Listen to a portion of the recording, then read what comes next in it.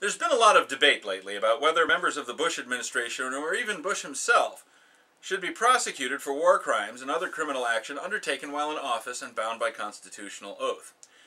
It seems to me that we need to establish a couple basic ideas before we can really pursue an answer. 1. Are there any privileged frames of reference? 2. Is anyone really above the law? 3. Are basic human dignity and the, quote, sanctity of human life, end quote, to be applied universally or only selectively? The first question borrows conceptually from Einstein. In his work on relativity, Einstein concluded that in his four-dimensional spacetime, there are no privileged frames of reference. That is to say that there is no fixed or stationary point against which all speeds and positions can be measured. The concept of a privileged frame of reference, in Einstein's work, pointed to the Earth-centered model of the universe and subsequent revisions, which essentially held that the view of the universe from the Earth is correct and complete.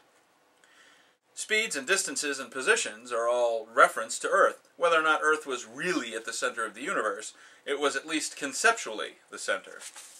In this context, I intend the question to examine whether the US-centric view of the world is valid, or whether a decentralized relativistic view makes more sense. Personally, I tend to side with the relativists, and disregard the notion of the US as being intrinsically any better or more righteous than any other country. The second question assumes, for the moment, that the law is sensible. Here again, the concept of relativism creeps in. Within the context of a society, the United States, for example, and its founding principles, in this case the U.S. Constitution, assuming that a given law is consistent with the society's founding principles, I feel that no one should be above the law.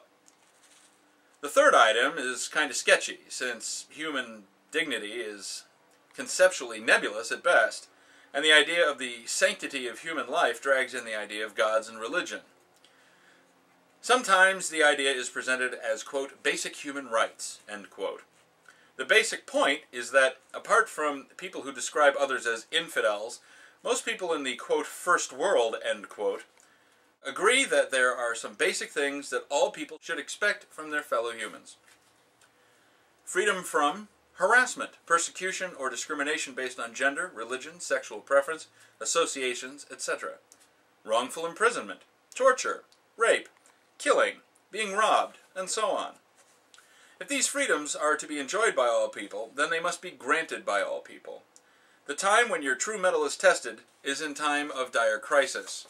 Do you conduct yourself consistently with the principles you've espoused, or do you chuck all that out the window and slash and burn your way to victory, whatever that means?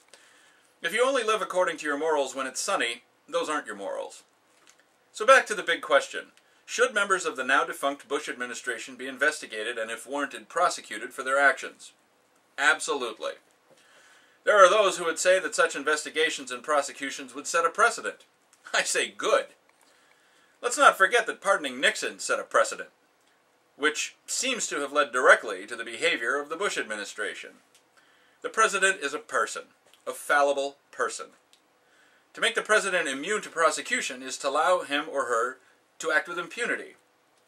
It is positively disgusting to me that our elected representatives actually chose to investigate and impeach President Clinton over an extramarital sex act, but couldn't muster the balls to impeach Bush and Cheney for wasting thousands of American lives, tens or possibly hundreds of thousands of Iraqi and Afghani lives, hundreds of billions of dollars, possibly trillions when it's all said and done, on unnecessary military action which has alienated our allies and aided the cause of our enemies.